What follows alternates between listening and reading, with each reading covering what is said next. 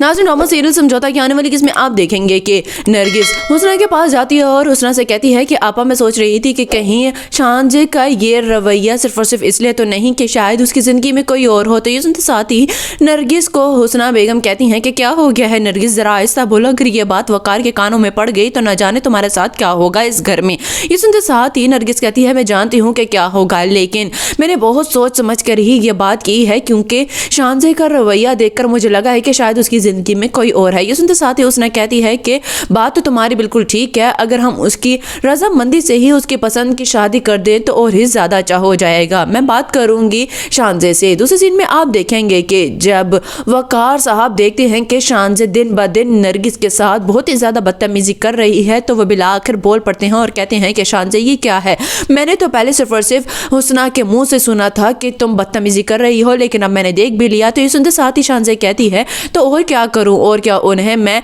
Award दूं या कोई रिवॉर्ड देना चाहिए या फूलों की माला चढ़ाऊं उन्हें जिस तरह वो इस घर में आ चुकी हैं। ये सुनते साथ ही वकार कहता है कि शायद तुम भूल रही हो कि वो मेरी बीवी है और अगर तुम्हारी माँ होती और इस तरह किसी बड़े के साथ बदतमीजी करते हुए तुम्हें देखती तो क्या करती। ये सुनते साथ ही शानजा कहती है कि काश वो होती तो ये सब कुछ ना होता और ना ही नरगिस आंटी इस घर में होती। दूसरे सीन में आप देखेंगे कि अलीज़े जब देखती है कि वकार का रवैया आहिस्ता आहिस्ता ठीक हो रहा है नरगिस के साथ तो वो असद से कहती है कि असद मेरा ख्याल है कि अब वकार अंकल नरगिस आंटी को कबूल करने वाले हैं। तो ये सुनते साथ ही असद कहता है कि ये तो बहुत ही ज़्यादा अच्छी बात हो जाएगी, इस तरह घर में सुकून वापस आ जाएगा। तो ये सुनते साथ ही अलीज़े कहती है कि फिर तुम्हें बात करनी चाहिए ज़ुहैब से कि अब महरीन को वापस बुला ले और इस तरह उसको ज़्यादा ना भेजा करे। जब दिल करता है वो बैग पैक करके चल पड़ती है। ये सुनते साथ ही असद कहता है कि तुम्हें क्या हो गया है अलीज़े, देखो वो अपने माँ के घर ही तो गई है, कौन सा कहीं घूमने फिरने चली गई है